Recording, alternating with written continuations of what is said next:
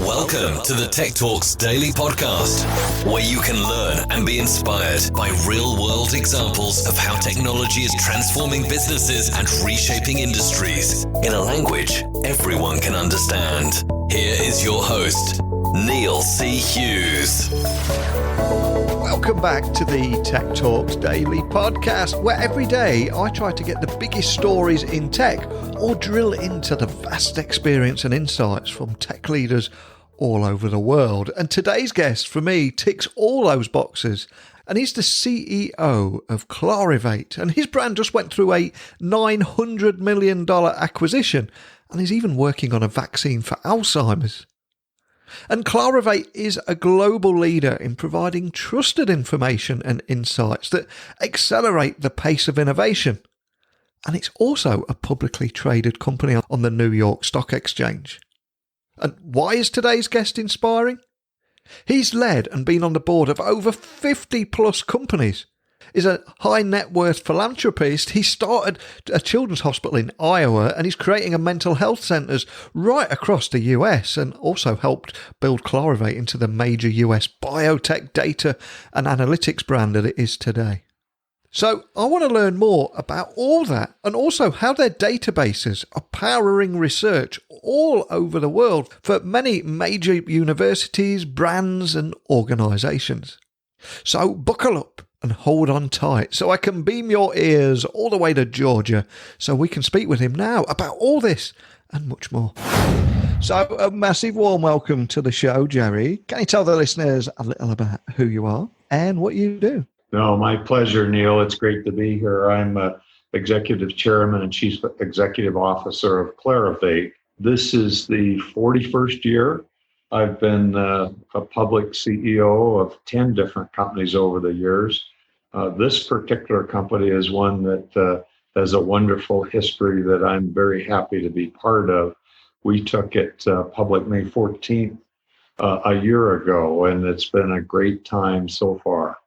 Fantastic. I'm looking forward to delving into that history with you today, because although this is a tech podcast, one of the things that inspires me to do this every single day is hearing the very human stories behind those tech journeys. So looking at your own history there, I believe you have also led and been on the board of over 50 plus companies. And you also helped build Clarivate into a major US biotech data and analytics brand that recently went through a 900 million plus acquisition. But I'm curious, before we go there, what was it that inspired you to take this path? Can you remember where that inspiration originated from? Yeah, no, that's a great question. Mary Joy and I, my wife, started dating Neil when we were 14. We got married just before we turned 19, went through the University of Iowa. I worked 40 hours a week, good grades. We had both of our sons in the hospital there. Lived in a 40-foot by 10-foot trailer for 3.5 years. And we lived on $3,000 a year. So, and we're happy and couldn't have been more pleased. I chose Honeywell as a starting spot because they were a company in Minnesota north of us, a global company, and I always wanted a global experience. And the thing that was so interesting, and I had forgotten this until about 15 years ago. Mary Joy my wife was introducing me, and she got a question similar to what you asked. And she said, well, Jerry said after 2 years at Honeywell, he was going to be president and CEO because he could help people do things. I did not remember that, to be honest. What I always tried to do was be a great leader. I spend my whole 24 hours a day thinking, how do you help great people do great things? And having the privilege of having led over 800,000 people around the world now with the 10 public companies I've led, plus being involved with many, many public boards, it's been a great pleasure. And I've always felt that from the very beginning, it's funny, Neil, I actually ran survey crews in college in the summer and had older people working for me, and they enjoyed working for me. I always tried to figure out how to make people a great team. And that success worked and still does today. I'm blessed. I have 61 people I know of that I keep track of that are or have been CEOs of companies around the world. And that's the thing I most enjoy. And one of the things that I really enjoy as well, like I say, is finding that human story behind the tech journeys there. And also, I think there's a lot of negative press around technology at the moment, robots stealing jobs and all that kind of thing. But I always try and create a different narrative on here. And one of the things that inspires me about Clarivate is that you're changing the way the world's risk takers and trailblazers create life-changing innovations. And you believe that human ingenuity can change the world and improve our future. So using technology to bring us closer together and create a better future. And for me, that is absolutely beautiful and everything that I stand for. But for anyone that's listening and hearing about you guys for the first time, could you just possibly give them a bit of an overview of the kind of problems that you're solving? Yeah, I very much appreciate you stating our purpose, Neil, because that's what I've always tried to do is create companies that make a real difference. And having had the success over the years, I'll just give you a quick background on this one because it's been so interesting. When I was leading IHS, which we took public at the end of 2005, it was really the first large public data company to hit the street, so to speak. We grew over that time. I grew the company 19% a year compounded, Neil, technology-wise, about 10% organic and 9% acquisitive until I stepped down at the end of 2017. During that period, in mid-2012, I had discussions with Thomson, it was then Thomson Reuters, about acquiring the pieces that later became Clarivate.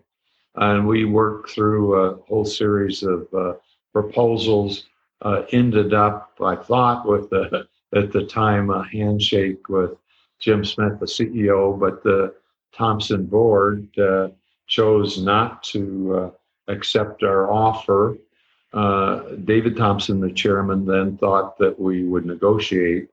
I told them, and I've always been that way, I've done over 200 acquisitions, and one thing I've always tried to do is make sure I provide full value and work to be successful. I always try to be the preferred acquirer, and so that didn't work out. And I thought, okay, good luck to them, but I looked at it for three reasons. One, it had amazing data assets, point one. Point two, global company, it had 20% of their revenue back in 2012 in Asia. And of course, that's the fastest growing part of the world still today by far from a technology standpoint. And three, it had been used as a cash cow, underinvested. So I thought about that a lot. I always kept track of it. And after I stepped down in early 2018 as executive chairman and CEO of IHS Market, because we had merged with Market, UK-based company, great one. A person that I'd been with for many years, Michael Klein, had been on the board with my board at IHS, and he called me up and said, "Jerry, would you like to do a SPAC with me?" And I asked him what a SPAC was because I didn't know. And of course, long story short, that was on June 14th of 2018. Mid-September of 2018, we became a public company called CCC, Churchill Capital Corporation. And when we did that, I said my goal was to take what I had learned at IHS Market, and do the same thing again in half the time that it took to get it done at IHS Market. And because a lot of the technology was improving so quickly, we'd be able to do it quicker than ever before. And was quite clear on what we were looking for. I was actually in London with a longtime business partner, Cheryl Van Blucher, who she and I were looking on behalf of CCC at a couple of platform companies when we got a call that Onyx bearings, Onyx in Canada and bearings in Asia Pacific, Hong Kong, were interested in talking to us about merging with Clarivate. So we stopped everything, and I thought, boy, this is amazing. We worked through October. We announced January 14th of 2019 that we were going to do the merger with Clarivate, who had been spun off by Onyx from Thomson, and put the two companies together. And we closed on May 13th and went public on the already public platform of Churchill Capital Corporation on May 14th. I had laid out a series of plans that we were going to do. Interestingly enough, DRG I had also looked at in 2012 because they were a leader, Neil, in life science. And I had a real flavor of what we thought we would get with Clarivate, which is a wonderful business and certainly in life science. So in November of last year, we started discussions with the Indian public company that owned DRG. We announced that coincidentally a year later from when we announced on January 14th of 2020. Then we're able to put together, it's so exciting, the two leading end-to-end solution companies in the world for life science. And of course, no place in the world can we help people more than life science today, including working with all the people that are doing such a great effort to find a vaccine for all of us. A couple things that was very interesting about that. One, little did I know the day we announced it, that 2.5 weeks later, we would shut down all of our locations worldwide and send everybody home to work from home. So we integrated DRG and our parts of the core Clarivate business. I must say it's been an amazing experience, and we're able to do it very efficiently and effectively. And today we're able to offer, like I said, from the very beginning of an innovator looking at a potential cure for a disease, or in this case, a incredibly important virus issue in the world, and take it all the way through to the marketing of the product. And we were able to do that. I also had laid out a plan that we would, so that put us in great shape on the science side. So I also had a plan that I wanted to do the same thing on the intellectual property, IP side.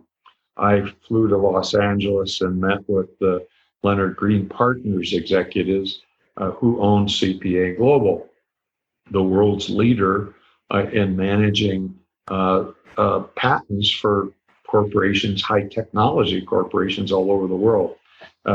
And that led to me meeting on February 26th with Simon Webster, the CEO of CPA in Philadelphia. And again, little did I know that would be the last time I would personally meet with him. And so we worked through that. And of course, we announced on July 29th the agreement that all of the owners, led by Leonard Green, great partner, would roll all of their ownership into our company. And so we announced a $6.6 billion deal that will, when we close, and I hope it's early to mid-October, make us by far the number one solution provider from end to end on everything that the world needs today to meet that purpose that you read. We did that entire thing, all the discussions, negotiations. Now I was on phone calls early this morning, working on how we're going to do the integration when we get it closed. It's amazing to me. And I'll just make one quick comment on that and then be quiet. Without technology that we have today, Neil, I couldn't have done any of it. And I do 12 to 14 hours a day on one of the great platforms. We happen to be using Teams right now with people all around the world. And so it's been incredible to me and exciting to me to be able to do this, do the merger and acquisition with DRG, and now be a long way down the road of doing the same thing with an even bigger opportunity to help change the world. And that's pretty exciting. Most companies don't get to do that ever. We're in the middle of doing it, and it's a wonderful way to lead a company. It don't get no better than that. It really doesn't. And you mentioned a few moments ago there, you're having a lot of conversations with a lot of people, science and healthcare and so many different industries. But what are the top trends you're seeing in health tech at the moment? Because there seems to be a lot of big conversations going on there. And I'm curious if there are any trends around the kind of things that you're seeing. I think three things. One of the beliefs I've always had, and I've been very active in research, and particularly life science research for many years, is the trend that's been most interesting to me is the amazing cooperation that's going on around the world with the large pharmaceuticals trying to work together to provide a solution to the pandemic we're living in. So that's great, and I hope it continues, because my belief is that our opportunity to improve the world with improving healthcare is huge if we could reduce the competition and work together for solutions. So that's one. Two, life science is growing, pick your number, Neil, but 12 to 15% globally every year, and will for years to come. And a huge proportion of that is coming out of Asia, China, Korea, Singapore, Japan, Australia. It's just amazing to see that. And so the shift that goes on, you may know this, but about 60% of the patents each year in the last 5 years have come out of Asia. And that's going to continue. Flip side of that one is that with what's going on with the pandemic today, the other trend that I clearly see, and we get to talk, I'm privileged to get to talk a lot of the top leaders in life science worldwide, is that there's a very thoughtful effort underway not to become overly dependent on any one country, but to balance the research and to balance the manufacturing of our future drugs and solutions around the world. Then the last one that's been so interesting to me to see is the speed that this is happening, where they work together to make sure that we get the solution as quick as possible. I started the Alzheimer's Research Institute in Phoenix 14 years ago because my mother died with Alzheimer's. And when we started that, one of the things we said was we wanted to create a vaccine prevention for Alzheimer's, two, to provide the best training and development of education for the patient and the family, and three, to get consensus around the world how to be able to measure the protocols. Dr. Ryman has done that. He's been in every newspaper in the world and done that so well. Much of what he did, Neil, back with the cooperation with everybody on getting the protocols in place with the Alzheimer's research test, is now happening today with the pandemic test. And that's wonderful, so that we remove some of the bureaucracy that's been built over the years. So it's fun to see that. And before we started recording this podcast today, me and you were talking about how our life has changed, and we're not flying as much as we used to, and we're certainly not going to events and conferences and things like that. So I'm curious, how do you think COVID will actually impact the way people work too? Because I think it finally has changed everything and attitudes towards home working, and it almost feels like life's never going to be the same from a working point of view. I think when people say get back to normal, I tell them, no, we're going to have a new normal. Yeah.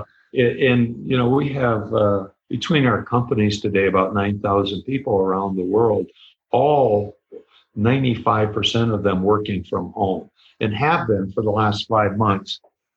We have the two companies together, Clarivate and CPA, have over 3,500, almost 4,000 people in India. And in our case, Neil, we were able to bring them all out of offices, many of them working on desktop platforms, into their homes with laptops, get them all hooked up. And we've made that actually seamless. And it's been so interesting. We've done a lot of things to make it, because I believe people are the only competitive advantage an organization has. And I spend all my time helping our people be successful. And so we've done everything we can, communication-wise, tool-wise, et cetera, for our people. 3 interesting statistics. We did a survey with our people of how they felt about working from home, what they wanted to do in the future.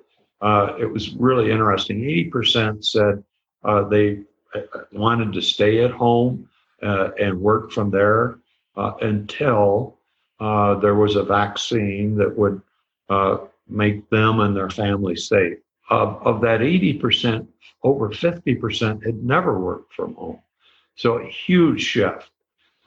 What we've done to help make that all work is we're very conscious of the situation of making our people as comfortable as possible to work when they can and not get caught up, because many of them have children at home. A lot of our people around the world have 3 generations living together.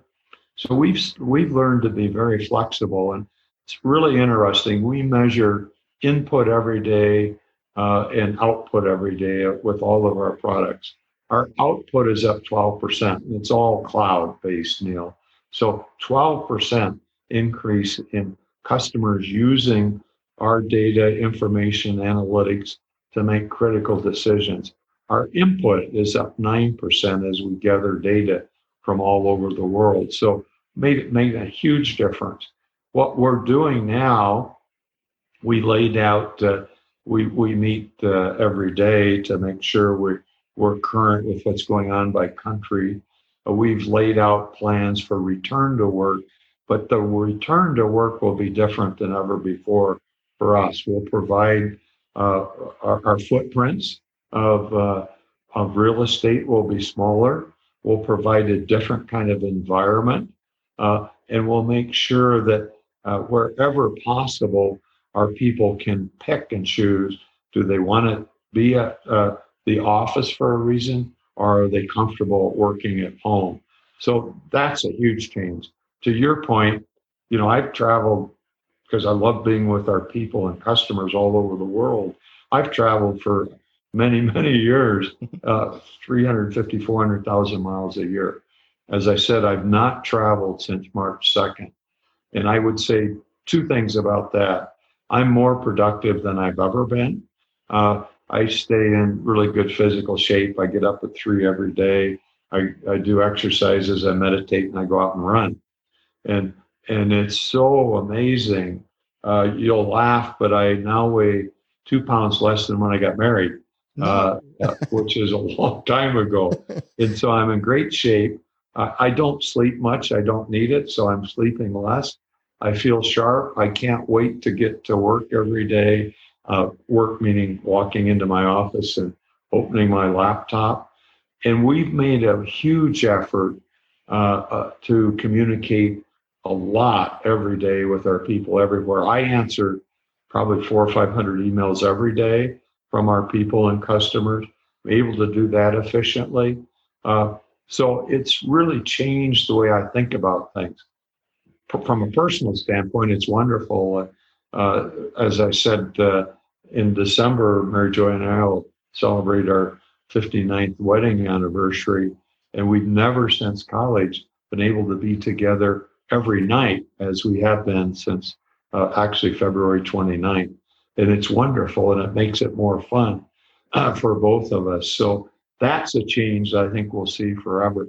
But as I mentioned, if this would have happened 10 years ago, we couldn't have operated, probably even 5 years ago. The technology today that we're using, that you and I are using, and I use with our people and customers all over the world, is changing as fast as have ever seen. And it enables us to do things so efficiently that I've actually gotten to the point I forget that when I see, like this morning, we had our daily call on the pandemic with my leadership team. I support 13 people. I forget that they're all at home because I'm seeing their faces and we're talking. And same thing's true with customers. I was on with one of the largest pharmaceutical research companies in the world 2 days ago. And I literally forgot I was talking to their 6 people all in different locations. So that's changed forever. And it's very exciting to me. The other thing, I'm a huge believer because of people. We do what we call colleague engagement surveys twice a year. And the thing I felt so good about was the high marks we were getting for communicating. I do every other week all hands meeting worldwide with Q&A. Questions are great. We do just so much to stay connected. And again, without the technology that's available today, we couldn't do without it. So I'm excited about where this takes us in the future. And I believe it will lead to a better work-life balance than most companies have ever been able to enjoy. And there's so much I loved about what you were saying there. And I just loved your attitude and mindset and always looking for the positive side in there. And there is a lot of doom and gloom for anyone that's just sat flicking through those 24-hour rolling news channels at the moment. But of course, if we do look back to our past, traditionally, a recession is usually a great catalyst for innovation. But I'm curious, asking you here, why do you think entrepreneurs are so important in this post-COVID economy that we're going to be heading into? Great question, because we're now seeing new problems and new challenges that we haven't seen before. And over the years, the experience of that success comes from startups. I've been blessed, Neil, personally, because of my personal success, I've helped start 31 startups, supporting people to do things that are they wouldn't be able to do without funding. And so I've done that over the years. And right now, it's so because of the world I live in, the startups I now focus on are ones that will make a difference in the healthcare world for people. And it is so fun. We're just starting to support 3 now. One happens to be out in New Zealand, where our youngest son and his family live. One is actually out of the UK from a person that worked for me when I led NCR. And then one is here out of California. And it's so fun to see because we're discovering new problems. And most importantly, we've got more creative people than I've ever seen in my life that have the courage to do a startup and are truly great entrepreneurs. And I really get my energy from being able to help them. Love that. And of course, if we also look at the leaders at the moment, we've got a lot of business leaders, a lot of decision makers listening, and they're going to be dealing with a lot of difficult decisions and a lot of difficult conversations. So on that front, can you tell me a little bit more about the importance of actually being open and transparent with teams during a crisis like this? Yeah, no, I'm a huge believer in that. Everything I've ever done starts with 3 fundamentals. Treat every person with equal dignity and respect. I do my best to make that happen every way I can. I happen to be a strong believer in making sure we don't create we theys inside of a company. Example only, which is my way of doing it.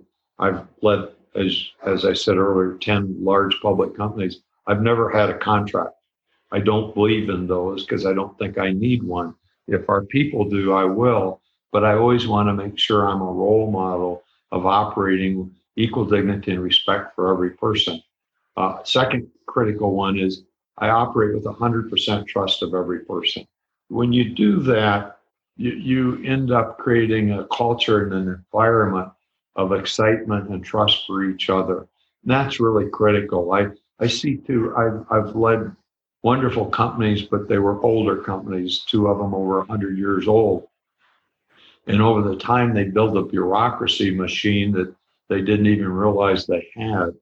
And the best way to get rid of bureaucracy is to get rid of all your policies, procedures, processes, take a deep breath and redo those, focused on what tools can I provide to my people to help them do their job, not prevent them from doing the job.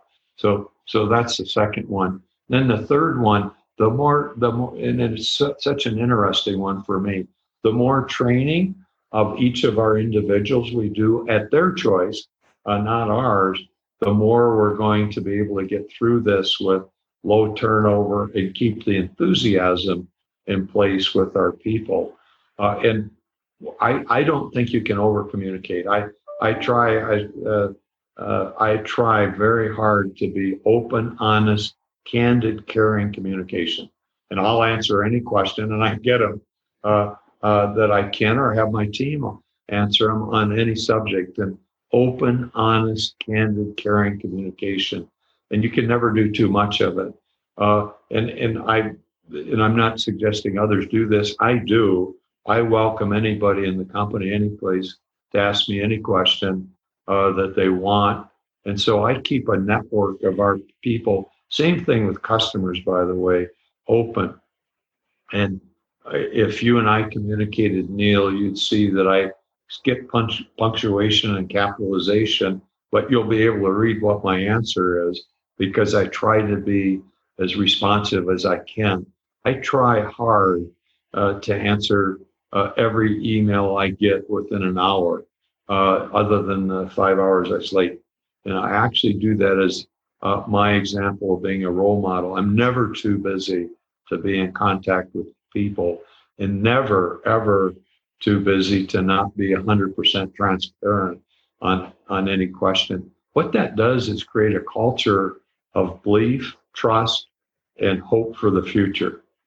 And as someone that's had tremendous experience with acquisitions, I think you've got a lot of great insights that'll be useful to a lot of the startup founders that will be listening to this podcast too. So could I ask that you offer maybe a few tips around marrying two company cultures after an acquisition, and also how you can cross global teams can collaborate better, especially amid something like this pandemic after an acquisition? Because I mean, those two examples they're quite unique, aren't they? It's phenomenal what you've experienced directly.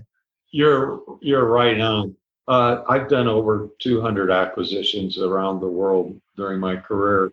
It always starts with obviously a strategic focus, which I've always had, of what are we going to do? How do we accomplish it? What is our purpose? Just like the purpose you read.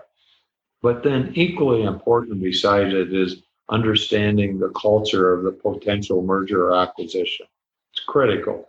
Out of those 200, I could tell you the five actually, that didn't work out, that we ended up divesting of. In each case, it was our error of misreading the culture of the company we were acquiring, because nothing's more important than that. So understanding that has to start up front, and must start up front. What we do then, because the critical thing to remember when you make an acquisition, you've got people coming into your company, not because they chose to, but because we're acquiring their company and therefore them. So I say this over and over to our people at Clarivate: make sure equal dignity and respect and trust from the very beginning. And remember, they're here not like most of us came because we wanted to be here. They're here because we acquired them. So we've got about 30, 60 days max to embrace them, bring them into place, and merge the cultures. I try to work that really hard because it's so important. We operate with vision, mission, values. We put a new set in place with great colleague engagement when we closed in May of 2019 with CCC and Clarivate. I actually tell all our leaders that at least 50% of the way I'm going to measure them is based on are they role models for our values and our mission and in our vision. And the other 50% is on performance. And it's critical that we do that and stick to it. We do, as I mentioned, 2 colleague engagement surveys a year, critical for us. Most important thing to me is to read the open questions and get that input. We had a 91% participation with the one we did in May. We had over 18,000 write-ins. I read them all. You'll learn a lot. Now, the good news is after I read them, then I'm able to turn it over to our analytics team who can highlight the things we need to get fixed. And it's critical that you communicate, here's what you, our colleagues around the world said, and here's what's working, and we'll keep focused on that. And here are the 3 biggest things you want us to improve on, and we'll work on that. So that's so critical. Then I'm a bit unique, both at IHS and IHS Market, and now here, Neil, every person in our company, every person has the opportunity to earn shares, not options, real shares, restricted shares, each year if we meet or exceed our customer delight surveys from the surveys we do 3 times a year. And then the other thing I work so hard is that we try to create an environment that is very focused on sustainability. That starts with creating a long-term profitable growth organization to give people the opportunity to be successful, and as well as all the other critical parts, because that particular situation pulls every country in the world and all of the people we have in every country in the world together. So we try to embrace that. A couple other things on acquisitions. We set very aggressive public goals. I report every quarter on our colleague engagement score to all of our share owners and all of our people, how we're doing, what we got to do different. We do the same thing with customer delight, and we report that publicly, as well as the profitable top and bottom line growth. And then we report our free cash flow, which I've always believed is the single most important thing we can do to help our investors. I call that a virtuous circle, colleague engagement leading to customer delight, leading to top and bottom line growth, leading to good share owner return, and that share owner return being reinvested, including with shares to all of our colleagues around the world, with sustainability smack in the middle of all that. I believe that when you use that as a tool, that I think that works, because that fits the model we live, that fits the culture we live, and you've got to be very transparent when you make acquisitions. One other quick comment on that. When you make the acquisition, I always tell the investors on the call with large acquisitions or mergers what we expect to save from synergies, i.e. Doing things more efficiently. And most of the time that leads to fewer people in total for a period of time. I'm always very open about that when we announce it. If we close a location, I go to the location to make sure that we've described to the people why, what we're going to do, and we do our very best with that that part of our synergy expense reductions to help the people that aren't going to be part of us in the future with the productivity change to help them find jobs elsewhere, either inside the company in other positions or outside, because it's critical that you do that. So we do that all the time. I did 80 acquisitions from 2006 through 2017 at IHS. You can do that math. That's 7 or 8 every year. Many of them tuck in, some of them very large ones. And we always did our very best to have it finished, and I mean finished, in 6 months latest with the integration. And another thing that I find incredibly hard to believe, it was just 8 months ago that we were all looking forward to a new year, a new decade, and excited about the prospects and everything that was going to happen this year. And we all know what happened next. So if we were to look forward to 2021, if we dare to, I mean, are there any advances in technology that excite you and could possibly change the way that we'll live next year, do you think? Yeah, great question. Artificial intelligence, machine learning are at their peak right now. That's enabling us and others to do things that have never been done before. I continue to see improvements almost every week with the person-to-person communication systems off of our laptops, our desktops worldwide. Critical for us to be able to do. We're able to do more remote analytics on measurement. For example, in our company, Neil, I know if I choose to look, I know every day by product, by customer, what their usage was. Was it up, down, sideways? Did we have any downtime through the cloud that created problems for them? The more of that happens, the more exciting it is, because that's the technology that lets us change. And I believe we're going to see more of that in 2021 than we've ever seen. I mean, just think of a couple of the companies that have done an amazing job of being able to let us approve documents with signatures right off of our laptop. Couldn't have closed these deals without that today. 4 years ago, it didn't exist. So think about the ability to do that. Think about the ability to be 24/7 on our cell phone, communicating with anybody, anytime. And each day it gets easier. So the enabling of remoteness is as high, and it will continue to get, I think, higher as we go into 2021, which will enable the change we're going through and will continue to be more fun and more flexible.